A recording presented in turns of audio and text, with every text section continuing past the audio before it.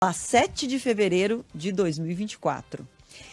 Terceiro dia de julgamento de Daniel Alves na Espanha. Dia muito importante porque foi o dia que o jogador prestou depoimento. Inicialmente havia previsão de que ele fosse ouvido logo no primeiro dia. Foi um pedido da defesa que o Daniel Alves ficasse para o último dia, para ser ouvido no último dia de julgamento. E esse depoimento do jogador acusado de estupro de uma jovem, então com 23 anos, em Barcelona, na Espanha, aconteceu. E eu começo entre nós de hoje falando sobre isso, porque o que o Daniel Alves contou no depoimento dele fica parecendo, dá a entender que quando uma mulher aceita ou se corresponde uma paquera, um flerte de um homem, a partir daí está tudo liberado. E não é assim. O que o Daniel Alves disse? Que a jovem que o acusa de um estupro estava na balada com ele, se interessou por ele, que eles dançaram, que eles ficaram ali num flerte juntos na balada, que ele a convidou para ir ao banheiro e que ela foi depois. E que ela teria entendido e foi depois e aceitou, e que eles então iniciaram uma relação sexual, sexo oral, consensual.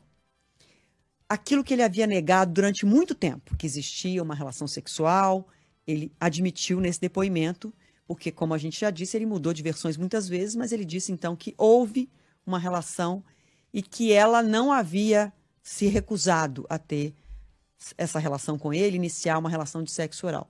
E aí, ele usa essa narrativa do tipo, ela topou, para dizer que não houve uma violência, que não houve um estupro e que não houve uma agressão.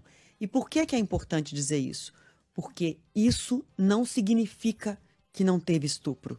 Não significa que não teve violência.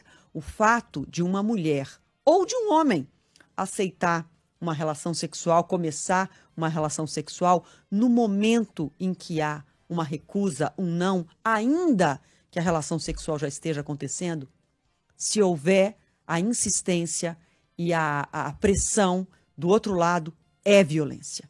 Então, o fato de a mulher se interessar pelo homem, se corresponder aí a um convite, não significa que não teve estupro.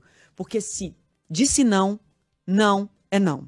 E a partir do momento em que a mulher manifesta que não quer mais, se o homem persiste, insiste, pressiona, tenta seguir em frente com qualquer tipo, usando qualquer tipo de força, violência, ameaça, é estupro.